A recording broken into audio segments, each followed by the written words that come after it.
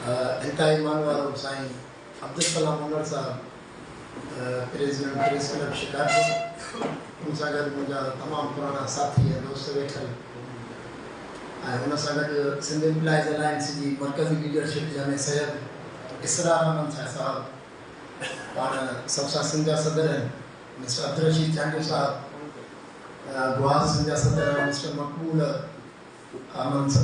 साहब बर साहब उहे एपका जा मरकज़ी सदर आहिनि ऐं साईं अब्दुल रहमान शर साहब उहे सी जा पुराना सी जा लीडर आहिनि ऐं हेल्थ डिपार्टमेंट में उहे बि मनसब ते आहिनि ऐं मूंसां गॾु आया ॿिया सभई दोस्तो अस्सलाम वालेकुम। वॾी महिरबानी प्रेस क्लब जे सदर साहब हुन जी पूरी टीम जी ऐं हमेशह तारीख़ में असां ॾिठो आहे त जॾहिं में कंहिं डिक्टेटर सां कंहिं जाबिर सां सिंध जे ग़रीब मिसकीन माण्हुनि जे हक़नि ते जंहिं धाड़ो आयो आहे पोइ उन सां जेकॾहिं जंग जो थी आहे त उहे मीडिया जा दोस्त आहिनि ऐं उन्हनि खे तकलीफ़ूं बि आहियूं मीडिया जे माण्हुनि खे मीडिया ऐं उन्हनि पाण मल्हायो। असां सिंध जा जेके मुलाज़िम हुओ 6 लख खां प्लस असां ॿिए वक़्तु हिकिड़ी वॾी जंग जे मैदान में ऐं मज़लूम हूं ऐं हमेशह तव्हां मज़लूमनि जी मदद कई आहे।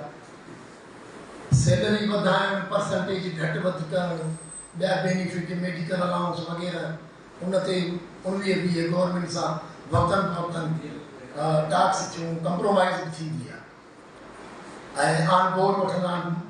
मुआशी हालतूं सही न आहिनि तंहिंजे करे तव्हां बि गवर्नमेंट जा मुलाज़िम हिन इलाइक़े हिन सूबे जा स्टेक होल्डर कुझु कस तव्हां खां पर जेको पेंशन ऐं कम्यूटेशन खे कट लॻायो वियो आहे इहो असांजो मुआशी क़तल आहे। सिंधी मुलाज़िम हर घर में कंहिं न कंहिं डिपार्टमेंट कंहिंजो पुटु मुलाज़िम आहे, कंहिंजो भाउ मुलाज़िम आहे, कंहिंजी भेण मुलाज़िम आहे, कंहिंजी मदर मुलाज़िम आहे, माना पूरी सिंध जे हर घर में हिन मुल्क जे अंदरि हिन सूबा जेके 4 आहिनि उन्हनि जे अंदरि एॾे वॾे क़िस्म जो 47% जो पेंशन ते कट कंहिं बि सूबे में इवन वफ़ा कमु कोन जिते असांखे ठहियो ऐं असां डिमांड कई त असांजा मसइला हल कयो ऐं अॼु 8 ॾींहंनि खां पूरे सूबे जूं हॉस्पिटल्स बंदि, ऑफिस बंदि, इदारा बंदि। इहो शौक़ सां इदारा असां बंदि न कया आहिनि, मजबूर थी असां जोर में तारीख़ हलाई असां कोशिशि कई त असां इदारनि खे बंदि न कयूं, ऑफिस बंदि न थिया।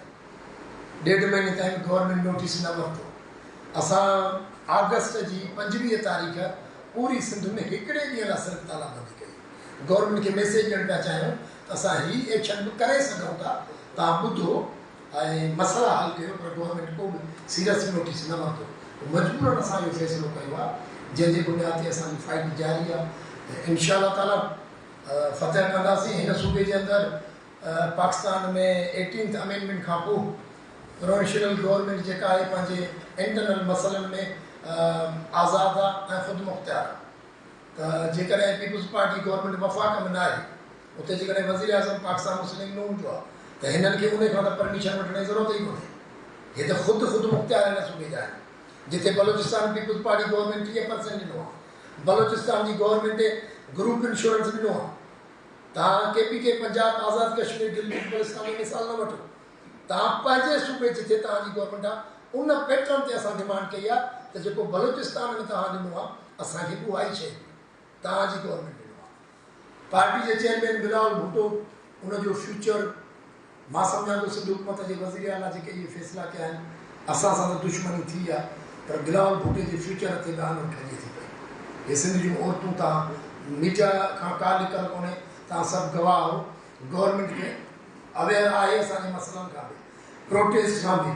हे गवर्नमेंट जूं मुख़्तलिफ़ एजेंसीज़ DIB उहे कोन ॿुधाईंदा हूंदा, मीडिया त ख़ुदि गवाह आहे।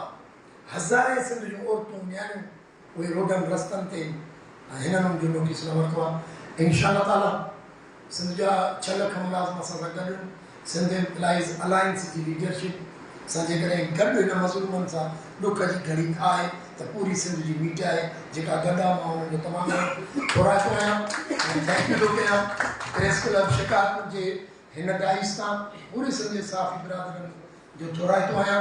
उन सां गॾु कुझु असांजे लोकल जेके पॉलिटिशियन आहिनि ऐं या कॉमर्स पार्टीज़ आहिनि राशिद मामून सुमरो साहब, अयाज लतीफ़ पलीजो साहब, सैयद ज़ैन शाह SVP जो, डॉक्टर कादिर बंसी, गुलाम मुर्तज़ा जतोई NPP जो, MQM पाकिस्तान ऐं उन खां अलावा जमायत इस्लामी, इन्हनि मुक्का ऐं सनाम कुरैशी जस्कम जो चेयरमैन, मां उन्हनि जो बि तव्हांजे तवसल सां थोराइतो आहियां त जॾहिं ॾुखी घड़ी में हुननि असांजी इख़्लाक़ी सपोर्ट जो ऐलान कयो आहे त पीपुल्स पार्टी गवर्नमेंट असां सभु उन्हनि खे बि फिल फॉर मसइला हल करे असां सां सुहंदा, असांजी इख़्लाक़ी सपोर्ट कनि त जीअं असां मुलाज़िम पंहिंजे इदारनि पंहिंजी ऑफिसुनि में हलिया वञूं। जेको अॻे ई ॾुकड़ियल सूबो आहे, अॻे ई हिन सूबे जे अंदरि खोड़ सारा ॿिया बोरान आहिनि त घटि में घटि गवर्नमेंट कोशिशि करे त हिन ज़ख़्मनि ते बजाए मरम रखण जी ऐं गवर्नमेंट जी जेका बेहसी आहे, 10 ॾींहंनि खां ख़ामोशी आहे, इन ते बि सिंध जी पूरी सिंध सुवालिया निशान थी करे। इवन ज़ुल्फ़िकार अली भुट्टो ऐं बेनज़ीर भुट्टो जेके हिन पार्टी जा फाउंडर आहिनि, जिन नारो आहे उहो रोटी कपिड़ा मकान, त हीअ रोटी कपिड़ा मकान ठहियो वरी हज़म थियल गिरह हिकिड़े 60 साल वारे रिटायर्ड मुलाज़िम जो, उनखे रिटायरमेंट थियण खां पोइ बि सुकून जो साह खणणु नथा ॾियनि, जेको तमामु इंतिहाई मज़मत जो अमल आहे। तव्हांजी वॾी महिरबानी, थैंक यू। इंशाअल्लाह फतेह करे वरी शिकारपुर प्रेस क्लब में अची तव्हां सभिनी सां भाॻु पाईंदासीं।